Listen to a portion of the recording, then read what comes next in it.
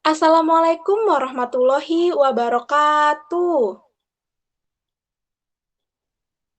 Bagaimana kabarnya hari ini anak-anak? Alhamdulillah ya, pada sehat-sehat semua. Dan Ibu akan memperkenalkan diri ya anak-anak. Perkenalkan, nama Ibu adalah Armila Hindawati dengan NIM 22272000028. Selanjutnya, marilah kita berdoa menurut agama dan kepercayaan masing-masing. Berdoa dimulai. Berdoa selesai. Dan selanjutnya, Ibu ingin bertanya nih kepada anak-anak, apakah anak-anak sudah absen di link yang Ibu kirimkan di WhatsApp group, link Google Form? Alhamdulillah pada sudah Maya. Dan sebelum kita kepada pembahasan materi, Ibu ingin kita semua menyanyikan lagu wajib nasional yaitu Garuda Pancasila terlebih dahulu ya anak-anak.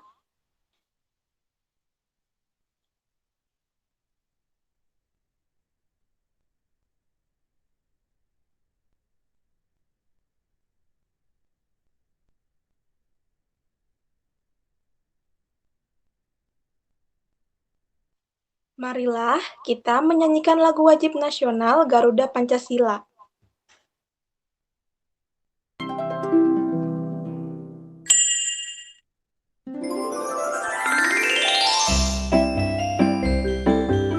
Garuda Pancasila.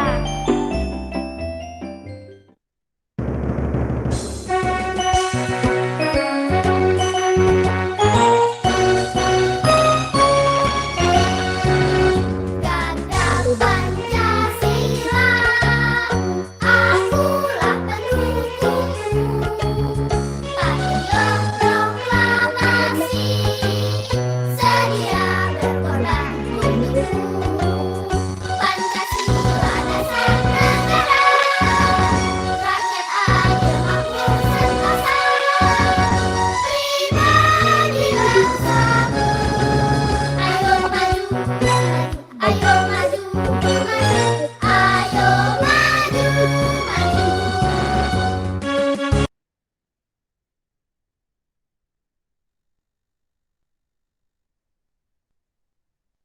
Nah, terima kasih ya anak-anak yang telah menyanyikan lagu wajib nasional yaitu Garuda Pancasila.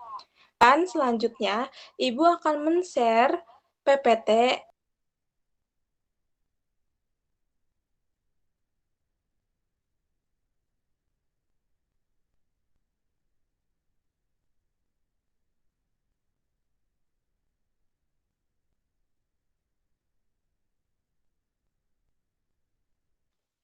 Nah, hari ini kita akan belajar tentang kerjasama antar bangsa.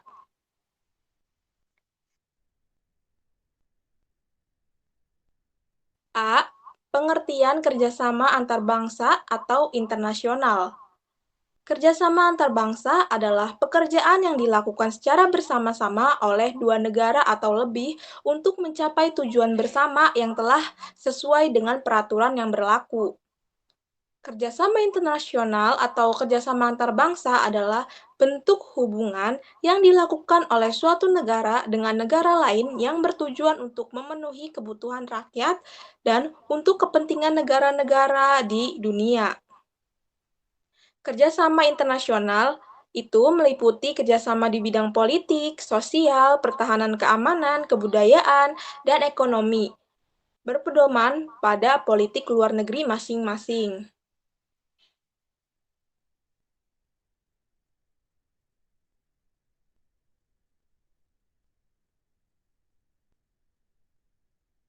Nah, selanjutnya B, tujuan kerjasama antar bangsa. Apa sih tujuan kerjasama antar bangsa? Yang pertama yaitu membebaskan bangsa-bangsa di dunia dari kemiskinan dan kelaparan. Yang kedua, membebaskan bangsa-bangsa dari keterbelakangan di bidang ekonomi. Yang ketiga, meningkatkan kestabilan dalam bidang ekonomi, politik, sosial, budaya, dan pertahanan keamanan. Terakhir yaitu meningkatkan dan mempererat tali persahabatan antar bangsa di dunia.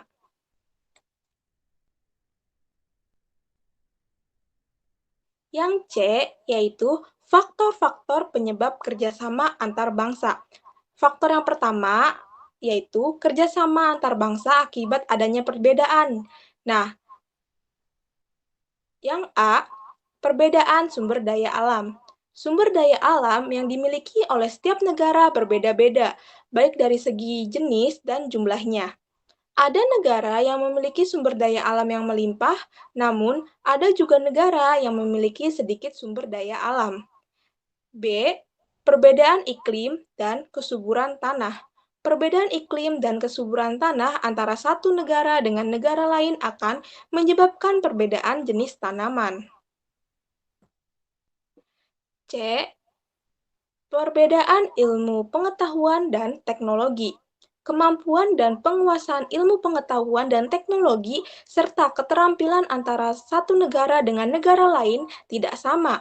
Negara maju seperti Amerika Serikat, Jepang, Eropa Barat, dan Jerman memiliki kemampuan dalam menguasai ilmu pengetahuan dan teknologi dibandingkan dengan negara-negara berkembang seperti di Afrika dan sebagian Asia. D. Perbedaan ideologi.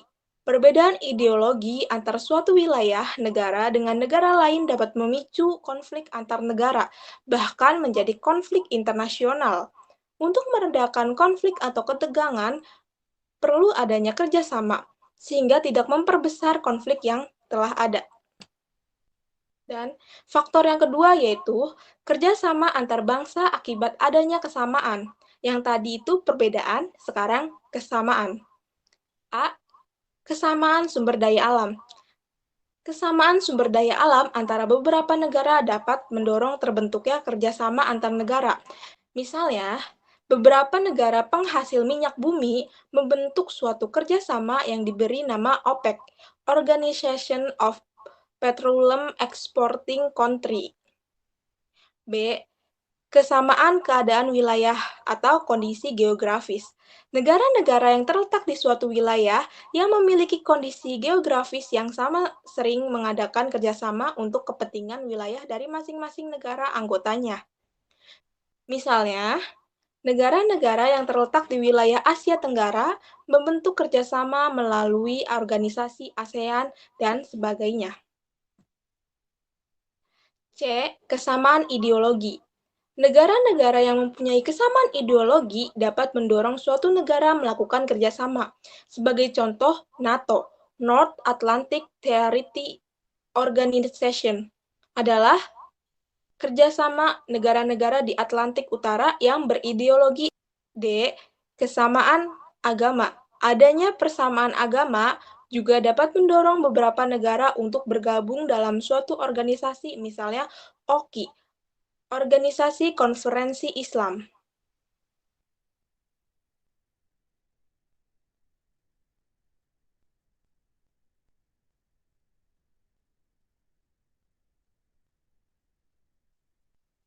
Nah, selanjutnya, D. Bentuk-bentuk kerjasama antar bangsa. Yang pertama yaitu bilateral. Apa sih pengertian dari bilateral? Kerjasama bilateral merupakan kerjasama antar dua negara.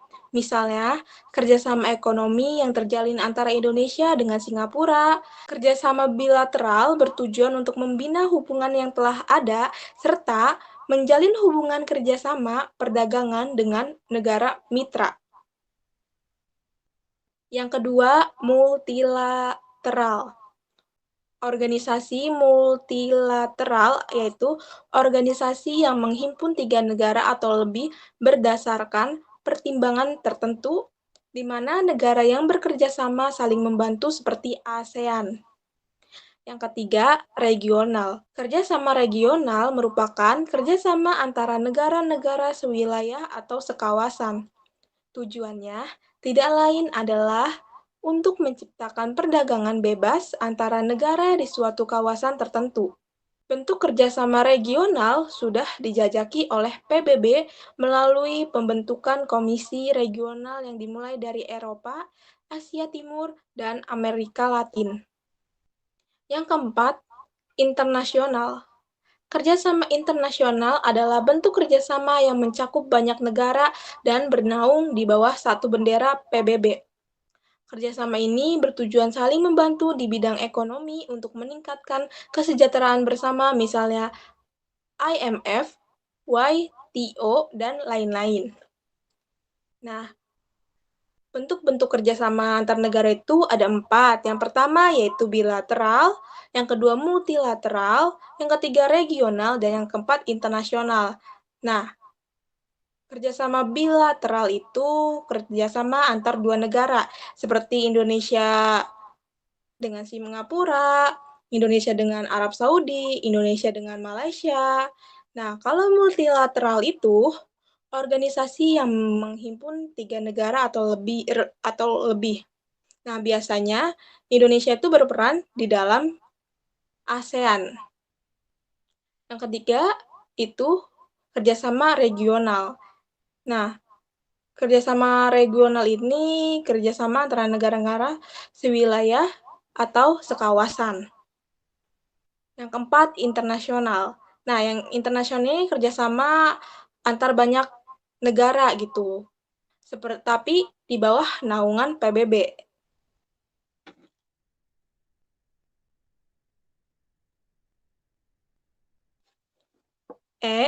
Kerjasama antar bangsa yang pernah dilakukan oleh negara Indonesia. Yang pertama, kerjasama Indonesia-Australia. Dari hasil kerjasama dengan Australia dan Indonesia memiliki tujuan saling menguntungkan di bidang pertanian dan di sektor peternakan. Kerjasama bilateral Indonesia-Australia di bidang pertanian, khususnya sektor peternakan, telah berlangsung dalam waktu yang lama. Yang kedua, kerjasama Republik Indonesia dengan Arab Saudi. Kunjungan delegasi Bank Pertanian Saudi cabang Jeddah 7-11 Februari 2005 menemui kesepakatan kerjasama. Tujuannya untuk menggali potensi kerjasama bilateral antara kedua negara di bidang peternakan, perkebunan, dan perikanan, serta juga melihat kemungkinan melakukan investasi di Indonesia. Yang ketiga, Indonesia-Suriname. Pada bulan Juli 1991 telah berkunjung rombongan Menteri Sosial, Tenaga Kerja, dan Perumahan Rakyat Suriname kepada Menteri Pertanian Republik Indonesia. Pokok pembicaraan mengenai kemungkinan diadakan kerjasama dua negara di bidang pertanian. Nah, kerjasama antar bangsa yang pernah dilakukan oleh Indonesia itu rata-rata itu kerjasama bilateral atau oleh dua negara seperti Indonesia Australia, Indonesia Arab Saudi, Indonesia Suriname. Dan rata-rata yang bekerja sama oleh negara Indonesia itu menyangkut sektor pertanian dan peternakan.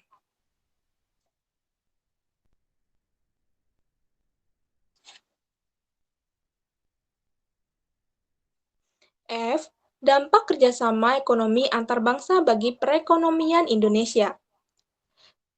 Dampak positif kerjasama ekonomi antar bangsa bagi perekonomian Indonesia. Yang pertama yaitu meningkatkan keuangan negara. Dengan bekerja sama antar bangsa dapat meningkatkan keuangan negara. Yang kedua yaitu membantu meningkatkan daya saing ekonomi. Nah, dengan diadakan kerjasama ini, Indonesia dapat meningkatkan daya saing ekonominya. Yang ketiga yaitu meningkatkan investasi. Nah, dengan bekerja sama antar negara atau antar bangsa, otomatis banyak bangsa lain ke negara Indonesia untuk investasi seperti di bidang pertanian, investasi di perusahaan yang ada di Indonesia, seperti pertambangan, pertanian, peternakan, dan lain-lain. Yang keempat, menambah devisa negara. Dan dengan kerjasama ekonomi antar bangsa ini dapat menambah devisa negara. Yang kelima yaitu memperkuat posisi perdagangan. Nah, dengan kerjasama ekonomi antar bangsa itu dapat memperkuat posisi perdagangan karena Indonesia itu berada di jalur khatulistiwa yang selalu dilewati oleh kapal-kapal dan perdagangan. Nah, karena Indonesia bekerja sama dengan bangsa lain, itu Indonesia bisa mengeksplor perdagangan ke luar negeri.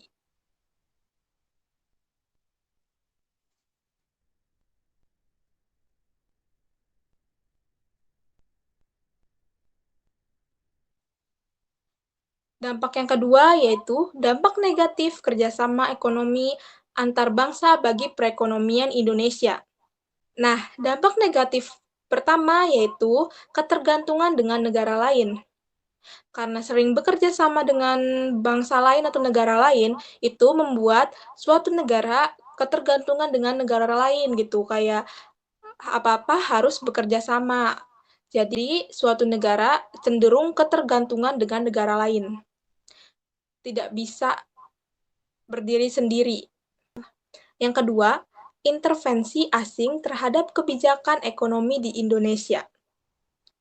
Yang ketiga, masuknya tenaga asing ke Indonesia. Nah, karena sering bekerja sama ini, banyak sekali tenaga asing datang ke Indonesia atau bekerja di Indonesia, sehingga tenaga lokal atau tenaga lokal di Indonesia itu lebih terasingkan atau tidak mendapatkan pekerjaan dan selalu bersaing dengan tenaga asing yang ke Indonesia gitu. Jadi tenaga lokalnya malah terasingkan, tersingkir gitu. Nah, dampak negatif yang terakhir yaitu mendorong masyarakat hidup konsumtif.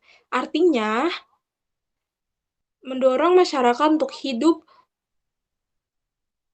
dengan memakai produk-produk import atau produk-produk luar negeri, tidak memakai produk buatan sendiri atau buatan dalam negeri gitu.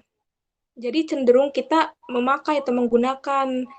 Seharusnya masyarakat itu bukan hidup konsumtif aja, mereka harus bisa memproduksi juga gitu.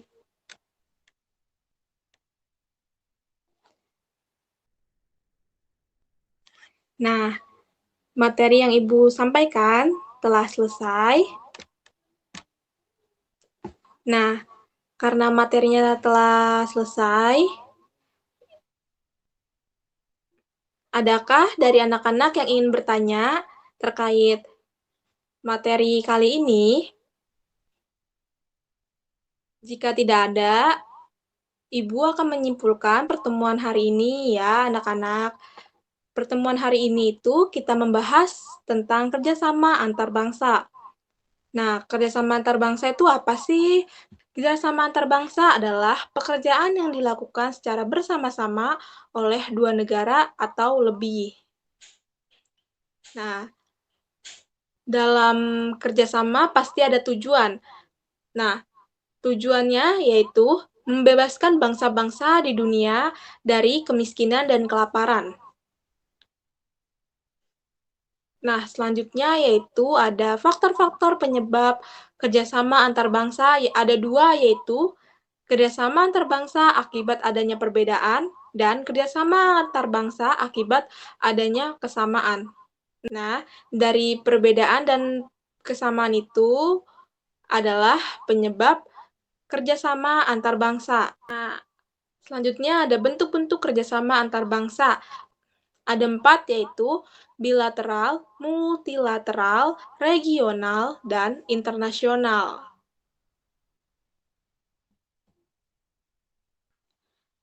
Selanjutnya, kerjasama yang pernah dilakukan oleh negara Indonesia yaitu kerjasama Indonesia-Australia, kerjasama Indonesia dengan Arab Saudi, dan kerjasama Indonesia dengan Suriname. Sebenarnya masih banyak kerjasama Indonesia dengan negara lain, tetapi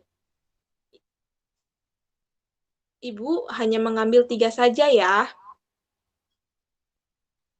Rata-rata Indonesia bekerja sama itu dalam bentuk kerjasama bilateral, yaitu hanya dua negara saja.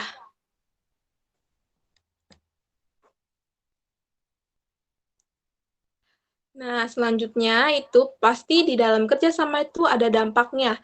Ada dua dampak, yaitu dampak positif dan dampak negatif. Dampak positif itu dampak yang bisa kita ambil, dampak yang baik yang kita ambil dalam kerjasama antar bangsa ini. Selanjutnya itu ada dampak negatif, yaitu dampak buruk yang akan terjadi dalam kerjasama antar bangsa, seperti ketergantungan dengan negara lain. Jangan sampai suatu negara ketergantungan dengan negara lain. Sekian kesimpulan dari Ibu, dan Ibu akan mengakhiri pembelajaran hari ini.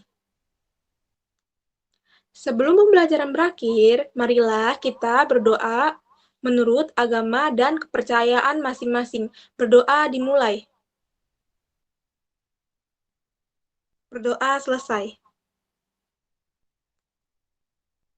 Sekian dari Ibu, kurang lebihnya mohon maaf. Wabillahi taufik wal hidayah. Wassalamualaikum warahmatullahi wabarakatuh.